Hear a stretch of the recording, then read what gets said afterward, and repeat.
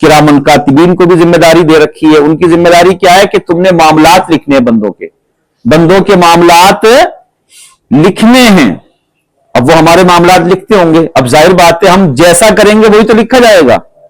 اگر صبح سے شام تک ہم نے 70 بار جھوٹ بولا تو وہ رجسٹر میں درج ہوگا کہ نہیں ہوگا؟ ہوگا.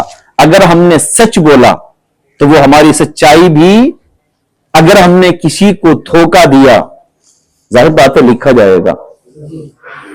اگر ہم نے بے حیائی کو عام کیا ظاہر بات ہے وہ لکھا جائے گا.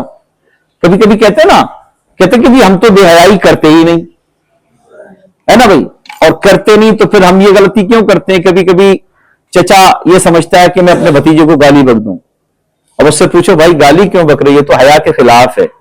تو وہ کہتا ہے میرا بھتیجا لگتا ہے نا بھائی. اب کبھی کبھی بھتیجا بکتا ہے, اس سے پوچھو بھائی تو نے گالی کیوں بکی اپنے چچا کو؟ تو کیا کہتا ہے میرا تو چاچا لگتا ہے وہ. تو ایسا تو ہے نہیں ہمارے مذہب میں کہ بھائی چچا بھتیجے کو گالی بکے, بھتیجا چچا کو گالی بکے. بہرحال اسلام میں بے حیائی کی کوئی گنجائش نہیں ہے. اسلام میں رسول اللہ صلی اللہ علیہ وسلم کی طرف سے جو ہمیں دین میں لائے اس میں بے حیائی کی کوئی گنجائش یا ہے؟ تو جب بے حیائی کی گنجائش نہیں ہے, رسول اللہ صلی اللہ علیہ وسلم ارشاد فرماتے ہیں الحیاء من الایمان, حیا ایمان کا حصہ ہے, حیا ایمان کا حصہ ہے.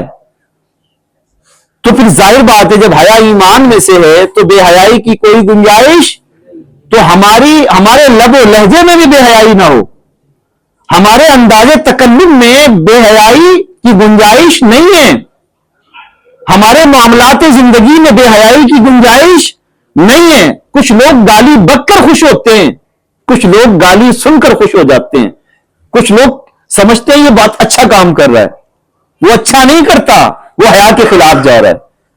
کچھ لوگ شراب نشہ کر کے جو ہے خوش ہوتے ہیں, کچھ اس کے نشے پہ خوش ہوتے ہیں, تو یہ بھی تو حیا کے خلاف ہے.